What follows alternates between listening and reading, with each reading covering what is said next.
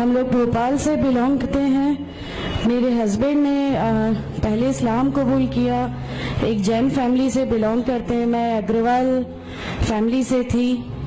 मेरा पुराना नाम मानसी अग्रवाल था और मेरे हस्बैंड ने जब इस्लाम कबूल किया तो मेरे लिए मेरी लाइफ का बहुत एक शॉकिंग इंसिडेंट था। मैंने फर्स्ट टाइम किसी को पहली बार देखे, मैंने किसी को नमाज पढ़ते हुए देखा। मैंने अचानक ये अक्सर करके एक पर्टिकुलर टाइम होता था और ये घर से कहीं चले जाते थे और मैं इनसे पूछती थी कि आप कहाँ जाते हैं, तो ये रिप्लाई करते थे this is none of your business, you have to do your job. तो मैं भी खामोश हो जाती थी। बाकी मेरे फादर इन लॉ से अक्सर इनकी डिबेट और सब कुछ हुआ करता था, बट मुझे नहीं समझ में आता था कि ये डिबेट क्या है, ये लोग किस बात पे इतना ज्यादा, मतलब इनका डिबेट इतना एग्रेसिव मूवमेंट्स पे कैसे आ जाता है। तो बाकी फिर एक धीरे धीरे जब मुझे ये इस्लाम के पहले तो ये लोग नहीं बताए, बट फर्स्ट टाइम जब मैंने इनका फजर की नमाज थी और अचानक मेरी नींद खुली और मैंने इनको नमाज पढ़ते हुए देखा। मैंने इनसे पूछा कि आप क्या नमाज पढ़ रहे हैं, क्योंकि सिर्फ टेलीविजन पे देखा था कि हाँ ऐसे जो करते हैं वो नमाज के एक्शंस हैं। मैंने इनसे पूछा कि आप नमाज पढ़ रहे हैं, इन्होंने कहा कि हाँ मैं नमाज पढ़ रहा हूँ। मैंने बिल्कुल देर नहीं की मेरे फादर इन लॉ को बताने में।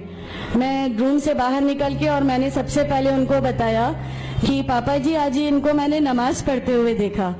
तो उन्होंने मुझसे कहा कि ठीक है खामोश रहो, अभी किसी से कहना नहीं, हम देखेंगे क्या कर सकते हैं।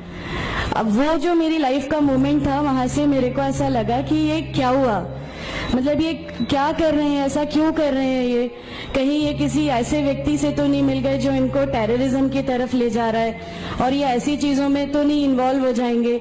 एक बहुत बड़ा डर जो मेरे अंदर था वो, और on that time I was pregnant, तो मेरे को एक बहुत खलबली सी लगी रहती थी कि ये क्या चल रहा है, ये क्या चल रहा है। फिर धीरे धीरे करके जब मैं इनकी बुक्स वगैरह जो अलमीरा में रखी रहती थी वो मैं पढ़ने लगी और ढूंढने लगी। ये छुपा के रखा करते थे और मुझे जब भी कोई बुक मिलती थी तो फिर मैं उसको पढ़ने लगी। तो मुझे उसमें ऐसा कुछ लगता जरूर था कि पता नहीं कुछ है, कोई डिफरेंट चीज है, क्योंकि मैंने देखा कि इनके अखलाक, इनकी सब चीजें बिल्कुल चेंज हो गई। जो ये पहले थे उससे ये बिल्कुल अलग हो गए। तो मुझे ऐसा पर्सनली लगता था कि इस प्लेटफॉर्म ने इनको ऐसा क्या दिया जो मेरे हस्बैंड को बिल्कुल चेंज करके रख दिया। मतलब अल्हम्दुलिल्लाह ये उस समय कोशिश करते थे कि जो नबी की सुन्नतें हैं, जो हमारे नबी सल्लल्लाहु अलैहि वसल्लम ने किया, अपनी वाइफ की मदद करना, अपनी वाइफ के साथ किस तरह उसके हुकूक की अदायगी करना, ये सब कुछ वहाँ अल्हम्दुलिल्लाह करने लगे। और मुझे जो इनका ये ड्रास्टिकल चेंज था, जो इनको इस प्लेटफॉर्म पे आए हुए 6 मंथ्स या 1 ईयर हुआ होगा, वो देख के मेरे लिए एक बहुत बड़ा मीनिंग, एक सरप्राइज था कि ये क्या हुआ। फिर उसके बाद मुझे लगा कि नहीं, मैं भी अब इसको जानती हूँ, मैं भी अब पढ़ूंगी। और फिर मैं अपने फादर इन लॉ और इनकी डिबेट सुनने लगी। तो जैनिज्म में गॉड कॉन्सेप्ट है ही नहीं। हर वो व्यक्ति जो बहुत ज्यादा इल्म हासिल कर लेता है, बहुत ज्यादा नॉलेज हासिल कर लेता है, तो वो एक लिमिट पर आकर नौजुबिल्लाह गॉड का वो मुकाम हासिल कर लेता है और लोग उसी की फिर पूजा करने लगते हैं, उसी की वर्शिप करने लगते हैं। तो मेरे दिमाग में, मैं अग्रवाल फैमिली से थी, तो मेरे दिमाग में था कि नहीं, हमारे जो भगवान है वो 3-4 हाथ वाले हैं, इनका क्या एक ही गॉड है जिसको जाके आपको पूजना है। तो नहीं, मैं इनसे तो कुछ नहीं मांगूंगी, 3-4 हाथ वाले भगवान ही होते हैं, ये नहीं कुछ वो ऐसा रखते। तो वहां से एक थोड़ा सा डिस्ट्रैक्शन मेरे को गॉड कॉन्सेप्ट का आया, और ईश्वर है जो इस दुनिया को चला रहा है, ये हमेशा मेरे एक जहन में रहता था। तो मुझे मेरे फादर इन लॉ कहीं ना कहीं उस प्लेटफॉर्म पे आके गलत लगने लगे कि नहीं, ये जो कह रहे हैं वो सही है और इनकी जो डिबेट है उसका एंड जो है वो ये सही है। फिर धीरे धीरे करके मुझे इनकी चीजों पे यकीन आने लगा अल्हम्दुलिल्लाह।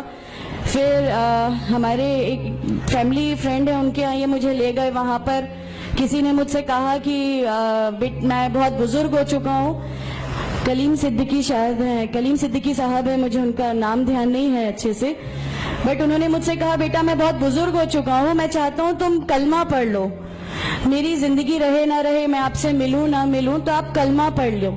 तो अल्हम्दुलिल्लाह मैंने कलमा पढ़ लिया। कलमा पढ़ने के बाद भी जब हम घर लौट रहे थे तो मैंने इनसे कहा कि मैंने सिर्फ अभी कलमा पढ़ा, अभी आप ये मत समझिएगा कि मेरे को सब समझ में आ गया और मैं इस चीज को मान लूंगी। इन्होंने कहा नहीं, तुम्हारी मर्जी, किसी में कोई फोर्स नहीं है।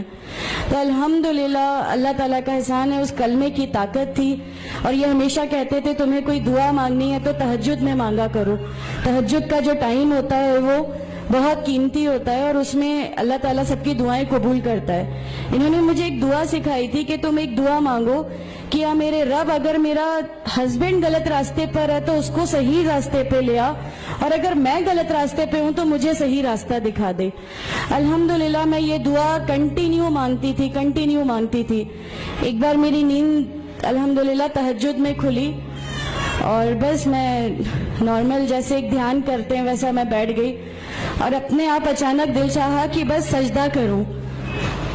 मेरी जिंदगी का वो पहला सजदा था और उस बहुत लंबा सजदा था और उस सजदे में मैंने मेरे रब से क्या क्या मांग लिया मुझे भी नहीं याद है।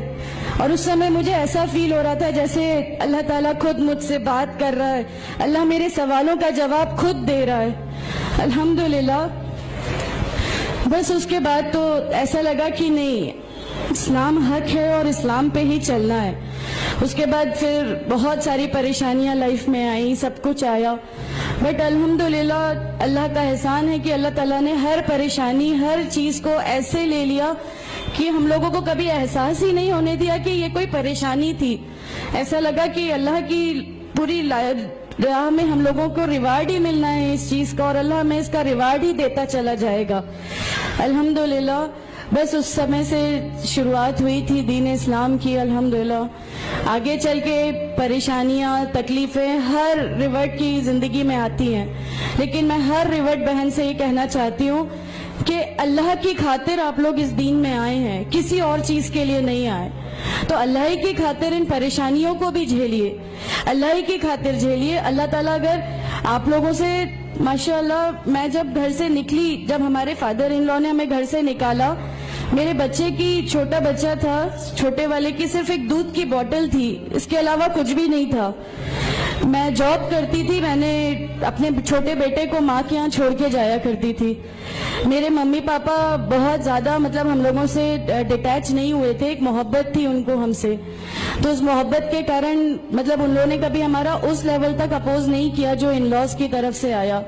तो जब मैं मेरे मायके गई और मैंने अपने बच्चे को लिया और मैंने कहा कि माँ हमने वो घर छोड़ दिया, हमें उस घर से उन लोग निकाले, ऐसा करके माँ है बहुत रोई, तुम लोग क्यों ऐसा कर रहे हो, क्या करोगे, कैसे रहोगे, दोनों छोटे बच्चे हैं, क्या होगा।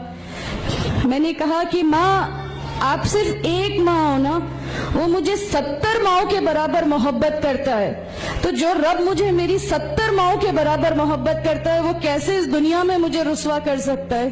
सिर्फ एक छोटा सा ये विश्वास था। अल्हम्दुलिल्लाह उस विश्वास को रखते हुए सारी चीजें, सब परेशानियां ऐसे अल्लाह ताला ने ले ली कि उसका मेरे पास कोई मतलब कहने के लिए भी शब्द नहीं है। अल्हम्दुलिल्लाह। और मैं आप लोगों से सबसे गुजारिश करती हूँ, और अगर अल्लाह ने मुझे आप लोगों की एक ऐसी बहन बना दिया जो आपकी परेशानियां, आपकी हर उसमें, हमारा घर, हमारी सब कुछ अल्हम्दुलिल्लाह आपके लिए है, क्योंकि हम लोग ठान के बैठे हैं हमारा जीना मरना, हमारी नमाजें, हमारा सब कुछ सिर्फ अल्लाह के लिए है और यही से यही लेके हमको जाना है। उम्मीद करता हूं दोस्तों आपको वीडियो पसंद आई होगी। वीडियो पसंद आई हो तो मेरे चैनल को सब्सक्राइब करके बेल आइकन पर ऑल का बटन